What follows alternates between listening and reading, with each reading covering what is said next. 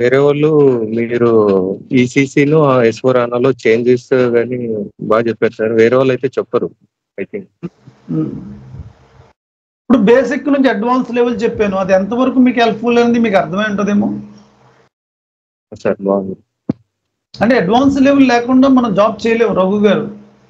మీకంటే ఎస్ఐ గురించి డీప్ గా ఐడియా ఉంది కాబట్టి డెఫినెట్లీ టాపిక్స్ అనేది అడ్వాన్స్ లెవెల్లో మాట్లాడాలి ఒక స్టేజ్కి వచ్చాక. నేను ఎప్పటి నుంచి మీకు స్టార్ట్ చేశాను, ఫస్ట్ 1 month మూమెంట్ స్లోగా తీసుకెళ్ళాను, తర్వాత క్లాసెస్ని ప్రాజెక్ట్స్ ఎలా ఉంటుంది అలా ఉంటుంది అని చెప్తాను. కారణం ఏంటంటే మీరు లాస్ట్లో ప్రాజెక్ట్ మూవ్ అయిపోవాలి. ఇప్పుడు నెక్స్ట్ మంత్ ప్రాజెక్ట్ ఆఫర్ వచ్చి జాబ్కి వెళ్ళారు అనుకోండి, మనం జాబ్ చేయాలి కదా.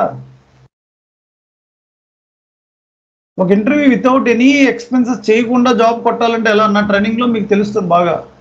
మీకు ఏంటంటే ప్రాజెక్ట్కి వెళ్ళాక నా టెర్మినాలజీ అంతా కూడా అక్కడ ఉపయోగపడుతుందండి. 100% నా టెర్మినాలజీ అక్కడ తెలుస్తుందండి, నేను వాడే ప్రాజెక్ట్ టెర్మినాలజీ ఏంటనేది. యాక్చువల్లీ అసలు నాకు ఎస్ఏపి అనేది కొత్త సార్, కానీ నేనైతే 1-2 సార్లు వింటున్నాను డైలీ. అర్థమవుతుంది సార్, నాకైతే అర్థమవుతుంది. ఏమైనా డౌట్ ఉంటే ఈయన్ని కూడా అడుగుతా ఉంటాను, చెప్తా ఉంటున్నారు. ఓకే.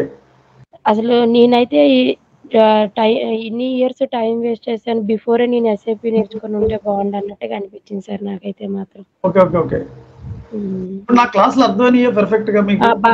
నిజంగా సార్ బాగానే అర్థమవుతున్నాయి. అంటే వీడియోస్ చూసుకోవాలండి ఒక 2 times. అవును సార్, అవును. మీరు చెప్పిన రికార్డు నేను మళ్ళీ తర్వాత ఒక 2-3 times చూసుకొని అర్థం అవ్వకపోతే గూగుల్లో సెర్చ్ చేసుకుంటా. మీకు కూడా మెసేజ్ పెడతా ఉంటున్నాను కదా సార్, ఎమ్మటే రెస్పాండ్ అవుతున్నారు, అర్థమవుతున్నాయి సార్ నాకైతే.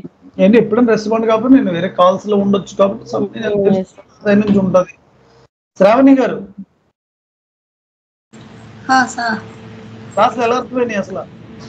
అర్థమవుతున్నాయి సార్. ఫస్ట్ 4-5 days కొంచెం కష్టంగా అనిపించింది, కానీ తర్వాత అర్థమవుతుంది సార్. కన్ఫిగరేషన్ కూడా ఫస్ట్ 3 days 5 days కొంచెం అంటే వెళ్ళి పాత కొత్తగా అనిపించవచ్చు. ఏంటి రోజు ఈ పాతలోకి వెళ్ళటం మనకి అర్థం వద్దా లేదని.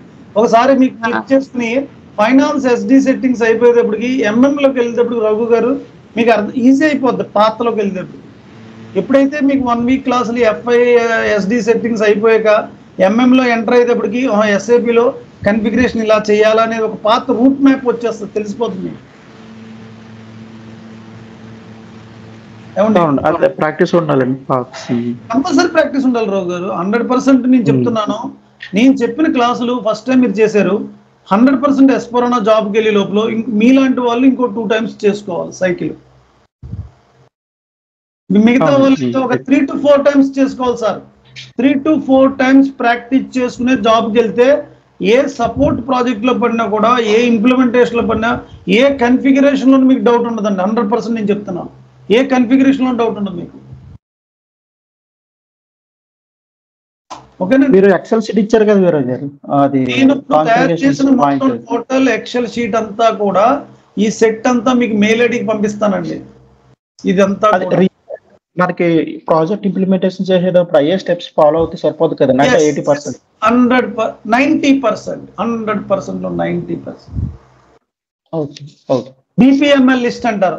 ఆ ట్రాన్స్పోర్ట్ రిక్వెస్ట్ నెంబర్లు అన్ని తీసేసి ఓన్లీ ఎక్సెల్ షీట్ అది ఈసీసీ అనాచేంజ్ 2 ఉంచుకోండి.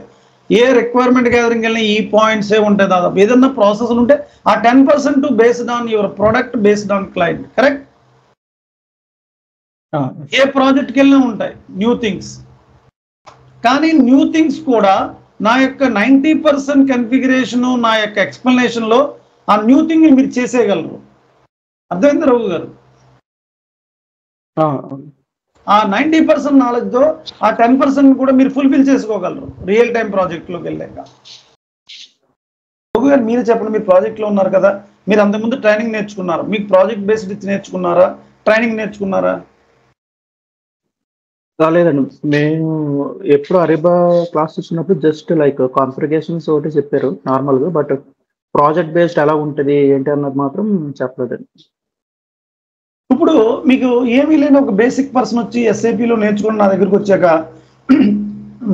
నార్మల్ ట్రైనింగ్ నేర్చుకున్న పర్సన్ ప్రాజెక్ట్లోకి వెళ్ళాక ఎంత డిఫరెంట్ ఉంటుందండి? అంటే ఈజీగా సర్వైవ్ అవ్వచ్చండి. నార్మల్గా ప్రాజెక్ట్ ఎలా ఉంటుంది ఏంటి అన్నది ఈజీగా. అసలు ఇది నేర్చుకోవడానికి నాకు 5 సంవత్సరాలు పట్టింది రావు గారు. యాజ్ పర్ మై పర్సనల్ నా వర్క్ నాకు 5 సంవత్సరాల కానీ తెల్లలేదండి, తెలుసండి ఇది. అంటే సపోర్ట్ లో అంటే మనం అవును వర్క్ చేస్తూ ఉండి మనకు ప్రాజెక్ట్ బేస్డ్ పెట్టి మనకి కొంత నాలెడ్జ్ వస్తూ ఉంటుంది. మనం ఏ ప్రాజెక్ట్ లో ఉంటున్నా ప్రాజెక్ట్. ఇప్పుడు అసలు మీకు ఏ విధంగా నాలెడ్జ్ లేకుండా ఒక ప్రాజెక్ట్ లోకి వెళ్తే అసలు ఏం చేయాలి ఫస్ట్ డే క్లాస్ డే వరకు తెలాలి కదా ఫస్ట్. బట్ అది నేను చెప్తున్నాను కదా ఇప్పుడు ఆ టెర్మినాలజీ ఏం వాడతారు, రిక్వైర్మెంట్ గ్యాదరింగ్ ఏంటి, ఆ యొక్క టెర్మినాలజీ ఎలా, మీటింగ్స్ ఎలా కండక్ట్ చేయాలి, వర్క్షాప్ అంటే ఏంటి, అవన్నీ ప్రాజెక్ట్లోనే ఉంటాయండి. అవి ట్రైనింగ్స్లో ఉండవు, ట్రైనింగ్ చెప్పరు. ఇది ట్రైనర్కే పెద్ద హెడేక్ అండి, బిగ్.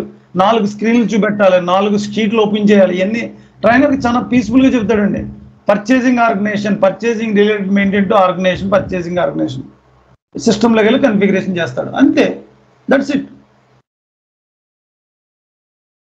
ఇంత తక్కువ ప్రైస్కి కూడా మీరు చెక్ చేసుకోండి. S4 ఎవరు కూడా 18,000 17,000 ఎవరు ఇవ్వరండి, ఇంక్లూడింగ్ సర్వర్ యాక్సెస్.